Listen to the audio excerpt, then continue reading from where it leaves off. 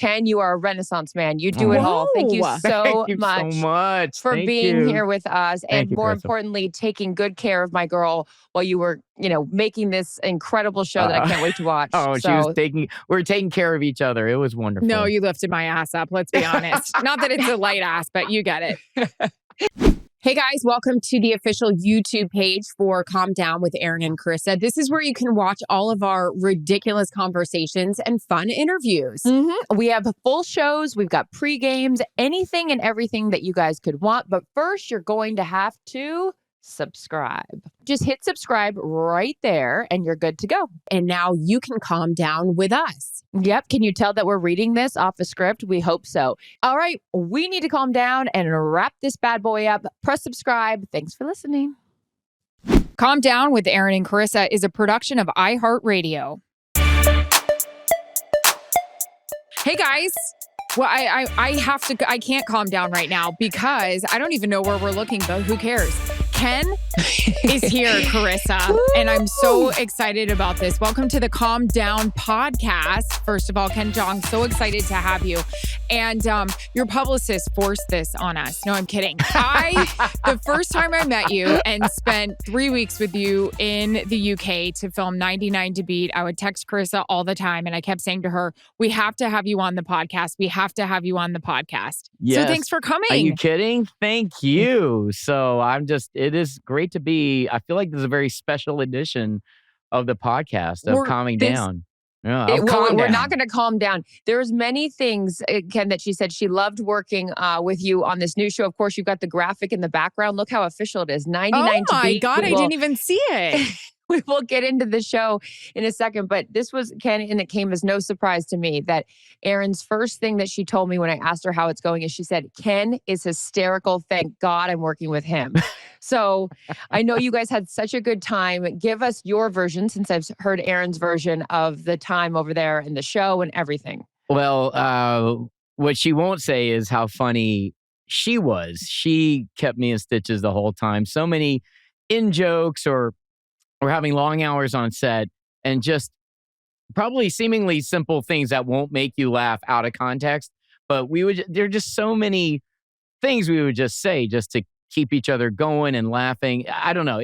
To me, it was just, it was that from jump. That was the best part of it. The chemistry was like right there and it was immediate. So. I was nervous because, so just to give you an idea of the show, and Chris and I have talked about it on this podcast, is that it is seemingly simple games for serious cash. The winner of this game can win $1 million, will win $1 million. And what I didn't really understand is how do I fit in with Ken?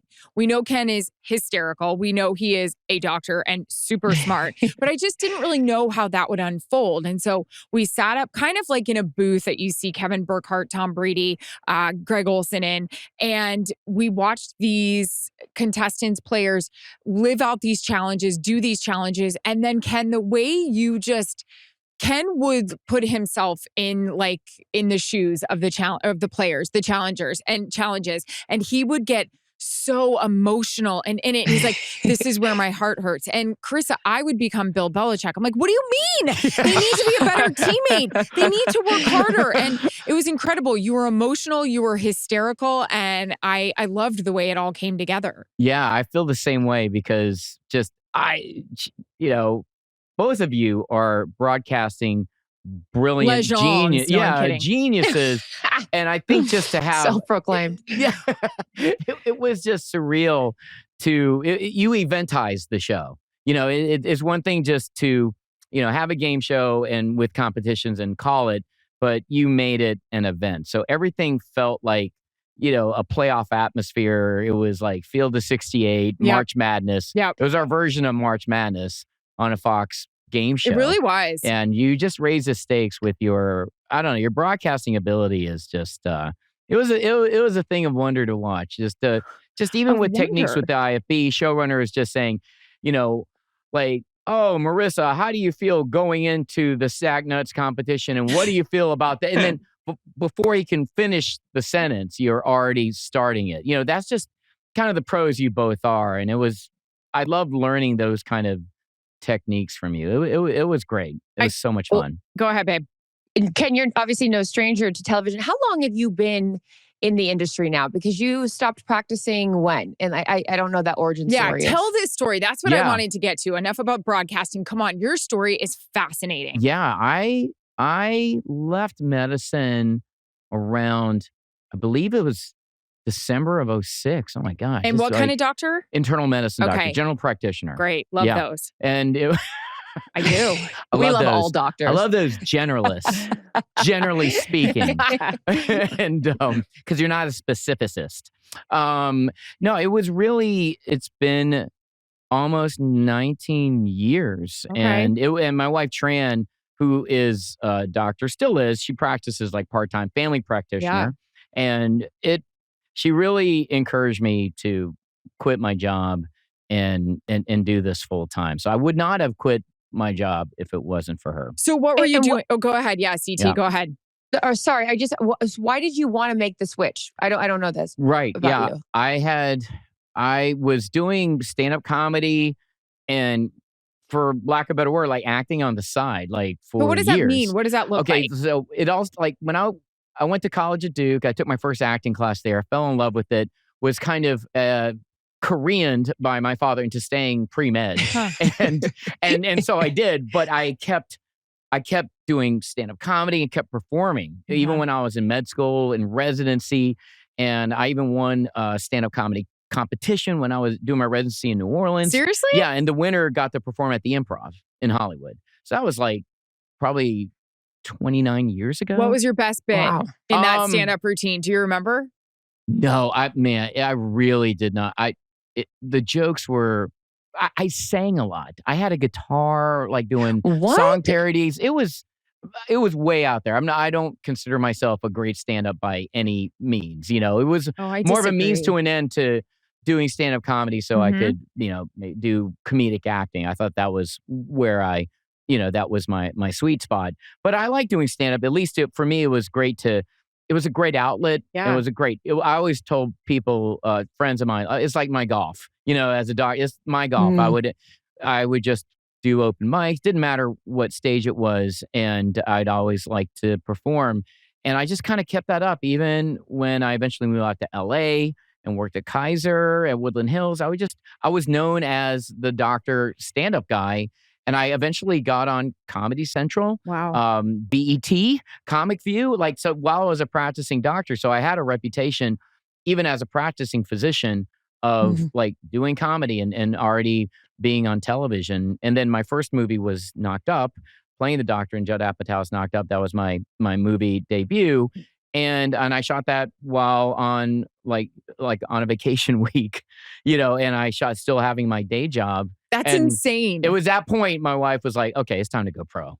She was just like, because I went back to work after filming Knocked Up, and Judd Apatow had said, "You are my discovery. I'm going to put you in all my movies," and Oh he my did. gosh. I mean, Oh my God. Pineapple That's Express. a great person to have endorse you. If it man. wasn't for Oh Judd my God. Apatow, I wouldn't be talking to you right now, because he put me in Knocked Up, Pineapple Express, Step Brothers. He gave me cameos in all these movies, and so I really owe it to him. I want to know, so you always hear from like players in the draft or the combine, obviously when the GM or, the coach sees them. What was it for Judd? Like, how did he see you?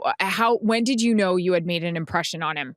It was, I think, the first day of filming, because I knew he liked his actors to improvise. Mhm. And I'm a big fan of 40-Year-Old Virgin. That was the movie that was out in theaters before Knocked Up came out. And I remember watching back in the day, we watched DVDs and DVD commentaries, and Judd had said, like, famously, like, "Oh, I expect all my actors to improvise." And that's something that's in my repertoire. So the very first day, I don't think I even had any lines in the script, and Judd was like, "Okay, you're going to tell Katherine Heigl and Seth Rogen what to do," and none of it was in the script, and we just improvised from thin air a whole scene that went on for like 5-10 minutes. And I remember like that kind of being my, I don't know, that was my big break, I think. And then and Judd really, from that point on, he just became such a big advocate for me. Yeah. So incredible. I So you know. mentioned your wife giving you, the full green light, the go ahead. So, but was that always the case? Because I can't imagine how that first conversation went where you're like, honey, I don't want to be a doctor anymore. I want to go be an actor Yeah. or a stand up comedian. And she's like, have you lost your mind? Right. No, great question because we met at work. She also worked at Kaiser and I was known as the stand-up guy, the weird stand-up guy. And so she came to see my shows. In fact, our first quote unquote date it was supposed to be a group of people watching me perform at the Ice House in Pasadena. And it just ended up only being Tran coming. And it was great. And I That's wanted that to awesome. happen. So we In actually the whole audience, it was just no, Tran, or- just among friends. Among friends. Teasing. Everyone was so busy and I was kind of hoping it would just be me and Tran. Yeah. And so we went out to it worked eat. out. Yeah, it worked out. And we went out to eat and it was a Tuesday night. I think it was an open mic night at the Ice House. And I'm fortunate I had a good set and Tran just loves comedy like I do. And I think that's awesome. what bonded us because we have the exact same taste in comedy. Love Judd Apatow films, just the almost exact same taste of what we like in movies. And she knew she married a comedian at heart anyway. And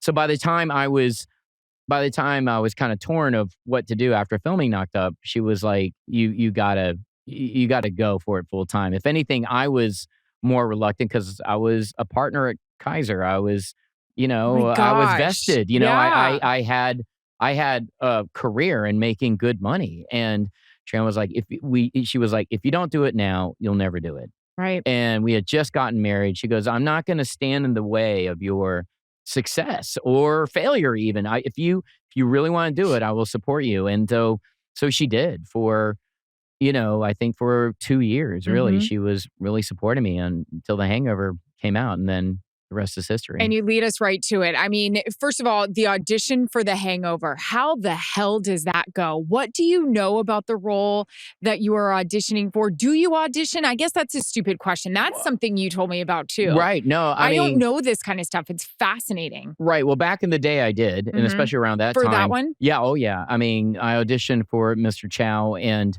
I just remember improvising the whole, I didn't go, but there wasn't much of a script for Mr. Chow. And I believe in the bodyguards in the script, they were my sons. So everything had just kind of changed. So they were looking to cast an older man, like in the 60s. Yeah. And there's somewhere on the Blu-ray DVD of The Hangover cuts of my audition. And I just went unhinged. It was like early Chow. And it's somewhere like there's like 5-10 minutes of me just all unhinged improv. And you hear Todd Phillips laughing in the background. And I got the part the next day. Oh my gosh. Yeah, it was one of those magic moments. Yeah. I'm sitting in Las Vegas currently right now for something that I'm working on. And I'm just waiting for the tiger to come out of the bathroom as we're having this conversation. I'm like looking out at the Las Vegas Strip and the memory that whole movie, all of the actors. So it brings me to the question, when Erin and I go on the road with our crew, we have so many great memories. The game is obviously the game, but there's all these side stories of the group hanging out and different, things that we get into. Great question. So I can only imagine what your guys' crew was like. How long did you shoot the movie and what stories could you share with us or one anecdotal story to just sort of embody that group all together making that movie? That's a great question. I do remember one of the first day I was shooting out in the Vegas desert, me and Bradley Cooper were walking through the Caesar's Palace hotel lobby. And I think we still had like fake blood and all just grimy costume and wardrobe. And we're headed back to our rooms and no one batted an eyelash. We weren't, That's amazing. we weren't famous and we weren't recognizable. And it was Vegas. No one cared. No one I just remember me and yeah. Bradley just walking through the lobby and no, and that was like every day in the first Hangover. And by the third Hangover, we were taking the same, I think, entrances that Obama would take to get into, right. We're taking the VIP, say. just the side entrances. And it was like night and day. So that was kind of very full circle to go to Vegas the very first time, not get recognized. And then the third one, everything was completely different, and it was definitely a very full circle moment. That movie, I feel like when I remember when I first saw it, you just laughed so hard. And now, and I remember every age did. I mean, my parents love The Hangover. And I feel like anytime I check into a hotel, anytime I'm just flipping through the channels, I can't imagine your residuals. Also, congratulations for that. It's just always on. When Harry Met Sally, Sleepless in Seattle, The Hangover, it's always on. When did you guys know shooting the first one that you're like, man, we're onto something? Damn, this is going to be a hit. I didn't. You didn't? No, I remember telling Tran, I said, I think this is the funniest movie I've ever been a part of, but I actually was one. I said, I hope women like it. I didn't know if it was too much of a guy's movie. And then so we had the early screening like 3 months before the movie came out, like a friends and family screening, and Tran went. And the moment Bradley says, Tracy, we effed up, and Tran just gets it. She's laughing from that moment on. And she was like, Ken, rest your cares. Women are going to love this movie. They want to know what the bachelor party is like, what that night in Vegas is all about. And she actually was one of the first to call it. She goes, back then it was like, if you made $100 million at the box office for a comedy movie, that's considered a success. And I was like, do you think it'll hit 100? And she was like, it's going to hit 200.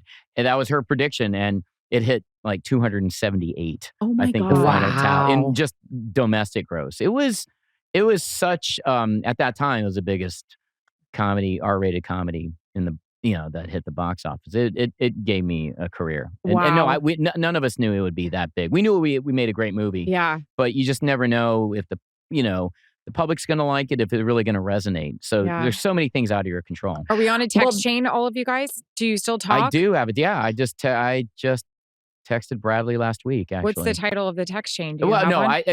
Never mind. There's no title, but I think I started it. No one really participated, but usually it's like one-on-one.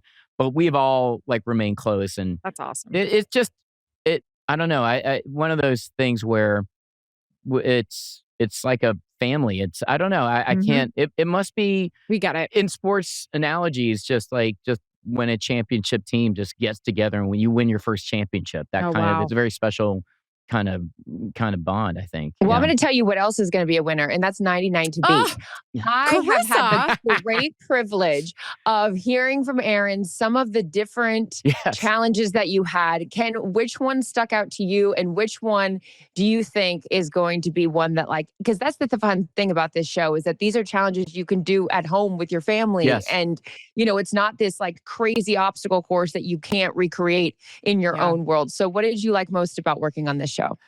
I mean, I think the best games, people are going to single out the frozen whistle, the frozen ice block game. But I think my favorite game is the dominoes game because it's high stakes. There's a lot of twists and turns. So and hard. The team of 12 that do these, these large dominoes, and they have to tip it over, and you just see a lot of drama that unfolds. Yeah. And so it's not your typical size domino. It's like something, they're like bigger ones, or what is it? Not like this big, right? Yeah. And you have to, it's incredible. So you think about it, and I've with a lot of cocktails tried to describe this game to Carissa many times. In fact, I've stood up and showed her. You have like a long beam almost, right, Ken? And they have to place them, and you think you have it. You're like, oh, I'll do it this far apart. And you're upstairs in the booth going, that's too far apart. Yeah. And then if you run out of dominoes, you have to reconfigure them. Then you try to push it, and only if half of them go and then they fall over, you got to run back and do it again. It's so hard to do. Carissa would be really, really good on 99 to beat. She's competitive as hell. She's super smart. She's got the whole thing going for her. But she also can make an adjustment. Me, if I threw an interception, screwed up a report, or effed up the domino game, I'm done. I'm crying in the corner. Yeah, Carissa would crush this game. Oh, well, I can't wait for people to see this. So for you, Ken, how is it different preparing for a show like this versus, let's say, a Masked Singer? Great question. Because those are the shows that I have done are music based, and actually, that's kind of up my alley because I do especially Masked Singer. There's there's something I really gravitate to that show in terms of like, I have a background like playing piano and violin as a kid. So there is this kind of musical thread that I don't talk about much, except on Calm Down podcast with thank you. Charissa Thank and you. Erin. Exclusive. So for me to do that and I could see your voice, that's really up my alley. But this one, I got the job because they had seen me during March Madness, like Bleach Report did a segment of me just miking me up during a Duke game in the playoffs this past year. And they're just seeing me just having this energy, just having this passion, and just standing up after every play, good or bad. And I got the job because, they wanted someone that could bring that energy into this kind of competition, that wasn't from sports. And then they wanted Erin because she is from sports. So you have that energy together. I thought that it's a good combination. So I think what I bring to this and all I bring to all these shows are really energy and just being authentic, like being invested and caring about the game. If you care about the game, then the audience the audience will trust the game, if that makes sense. I have to brag about Ken. Carissa, I didn't realize this. The Masked Singer is going into their 14th season. That is bananas. Ken, what is it with you? Look, the Judd Apatow connection, then you get the Hangover, then you get the Masked Singer. I'm going to say it's you. K-pop right now. I mean, this guy is crushing it. All I write it to him is plane money, jet money, get it. I mean, he like steps into these like amazing projects. And like, I think that that's what's incredible is you were talking today to the media and you were saying you didn't know certain things were going to be a hit. You guys had no clue about Masked Singer. You just said you had no clue about the Hangover. I can't wait for 99 to be like, oh my God, what are we getting into? But it's that same excitement. We knew with those projects, we knew we were doing something good and something special. And with 99 to Beat, I think it's safe to say behind the scenes, everyone knew that we were doing something special. I felt like we overachieved at every level of this show behind the scenes just to have you and I together and having the chemistry that we do.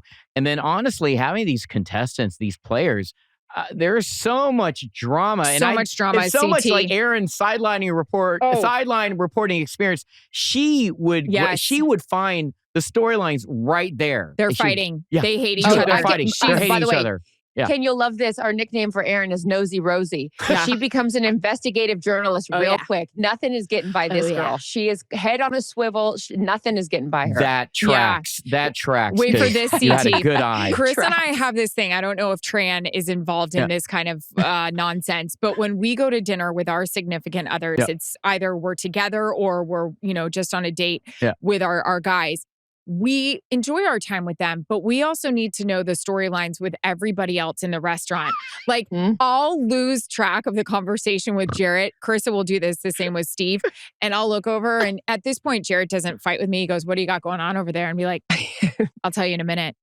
First date, not going great. She's going to leave when the appetizer. Like, does Tran do that? Because we, as in sports broadcasting, we're into the storylines. I don't think any of us. I don't think any human being alive has your eye. No one has your talent. No one has your gift. You're just one of a kind. No, I'm not saying that, but I just like knowing what's going on. You know what I mean? Well, I'll tell you what else. If you don't know this about Erin, Ken, you soon learned after the significant amount of time you guys spent together. 15 to 16-hour days.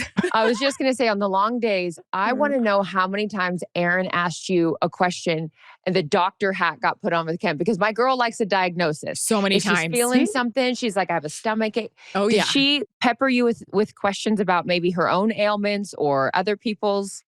I don't remember. I remember some convos we had offline. I won't share them, but I was asking you some things about some things. Okay. Not personal, but just like, hey, what do you think about this? What do you think about that? I love a we medical text situation. each other. You would like, oh, what about that? What do you think of this? I remember there were times we were texting each other. But I'm trying to remember.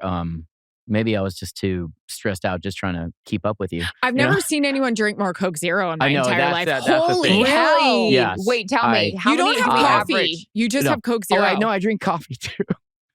You do? Yes. So as a doctor, you are you approve that combo. Well, I don't know if I approve it, but I lived it being a doctor. It came from being a doctor, being on call for 36 hours at a Oh time, my gosh. you would have to caffeinate. You would have to drink. So all that came from being on call as a physician. Oh my gosh, that's so interesting. Yeah. Wait, now that you just said that, I'm thinking, because those days that you guys are on Yeah. set, you mentioned 15 to 16 hours, Yes. those are long days. Those are But long yeah, days. of course, if you are up and your rounds, and sometimes you just said 36 Yeah, hours, 0 sleep. Yeah. what was harder, being Good up CT. for a 16-hour shoot day or having to be, on the floor for 36 hours as a doctor? Good question. I think being on the floor as a physician Sure. doesn't get any more intense than that. And that definitely prepared me for these long hours. Yeah. Because whenever we're shooting late into the night, I go into another mode of being on call. And then either I just get silly or eating pizza or like lip syncing Benson Boone or whatever. I don't mean to go deep here, and you can tell us to edit this out, but you joke about it all the time. You're like, my crippling anxiety. But I find that fascinating that you're very honest about that, and yet you are a doctor. I mean, I think there's like always, I think it's healthy to be anxious. I think it's healthy to be nervous. Totally. And even, first day before any shoot, first day Sure. before doing a TV show, first day before doing a movie, I always have like a relatively sleepless night, even to Sure. this day. I Mhm. mean, anytime I'm on a new set, if I'm not feeling those butterflies, then something's wrong with I me. love So that. I really believe, Yeah. I believe having the anxiety just actually focuses me. That means I care. And if I don't, I don't think there's anything I've done in my career in entertainment where I haven't felt some anxiety. Wow. And if I did, that meant I wasn't taking it seriously. Who'd you look up to or who do you look up to in the comedy world, I acting think world? Steve Carell is our Michael Jordan. Why? I think Wow. he's there. He just doesn't have a weakness in his game. And one of my earliest TV credits was The Office. That was before Mhm. Knocked Up, and I got to do a couple of scenes with him. And every take was slightly different. And and even the director didn't even say do it differently. He just knew how to self-edit. It was like a quarterback just being able to have a different read or just seeing the deep. Oh, I'll just do it this way with that. Just Look at thinking you. so quick. Okay. Just making these reads. And Carell was kind of like the quarterback of The Office. I think it was already established then. I think 40-Year-Old Virgin had already come out in theater. So everyone on set, anyone who was a guest star, was just starstruck. But what was amazing was he was also just better than everybody else. Wow. And I still think, he is a GOAT of comedy for sure. I love that quote of Steve Carell as the Michael Jordan Yeah. of comedy. You started Agreed. outlining quarterbacks and making adjustments at the line. Peyton Manning very famously would Yes. yell out Omaha Yes. for his audible. What is your one word audible at the line of scrimmage? If you were a quarterback, Ken, you're saying what? That's hot, Carissa. I like that. What a question. How great is she? My version of Omaha is if in a comedy movie or a TV show, if there's like a single on me and I'm allowed to reset myself and just give even the NFL promo that we did, I asked to do the Buffalo line a couple of different Sure. times. So I'll do that a lot where, okay, do you mind if I just take a run and just do my own variant of this line over and over? And that will be, I've been known to do 3 or 4 different takes just for me, just to experiment with it. So I think on a single, and then I'll ask the director if we have enough time, is like, oh, do you mind if I just do a run of these? And that is kind of my version of Omaha. Wow. Yeah. Who's Wow. someone you want to work with that you've never worked with? Ooh, You've worked good. with incredible people, but is there that wish list? Is there that one person? Eddie Murphy. Yes. I would love just to watch him Yes. work on set. I don't even have to have a scene with him. I just would love to be even in a group scene with him and just see him go, because to be able to be that facile with characters and voices and acting and emotion within a comedy, that's another GOAT right there.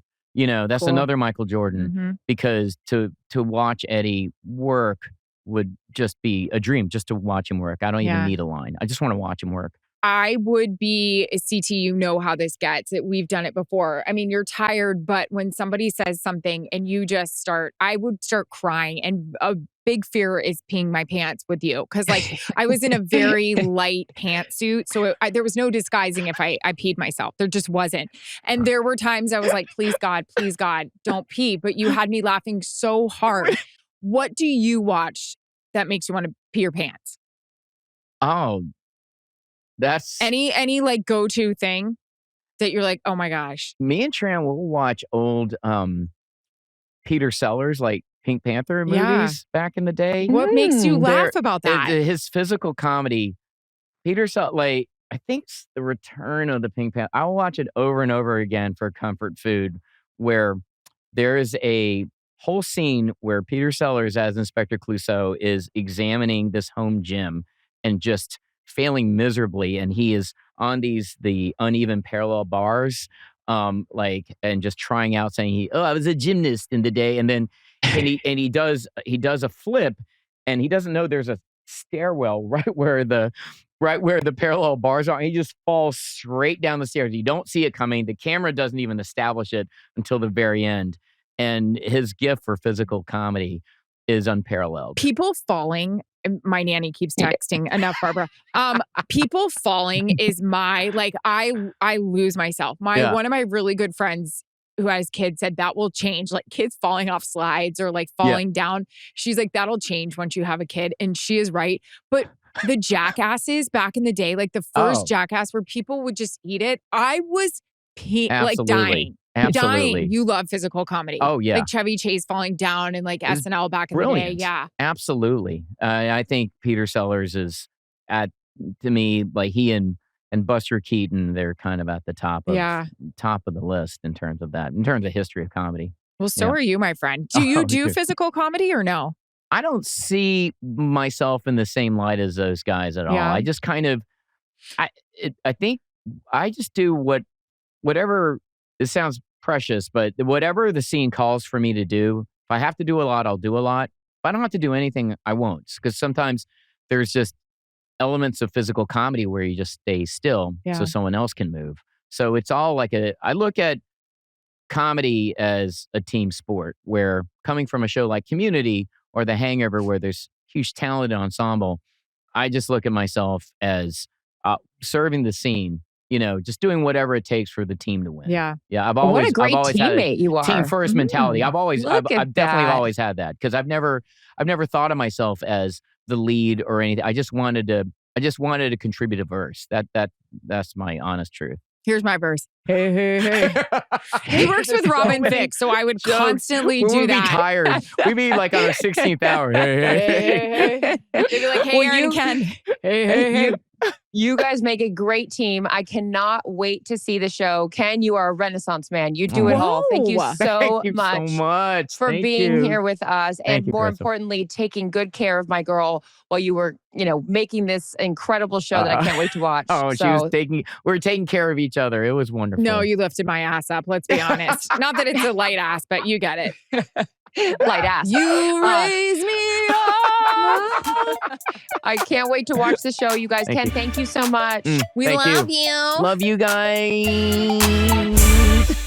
Calm Down with Erin and Charissa is a production of iHeartRadio. For more podcasts from iHeartRadio, visit the iHeartRadio app, Apple Podcasts, or wherever you get your podcasts.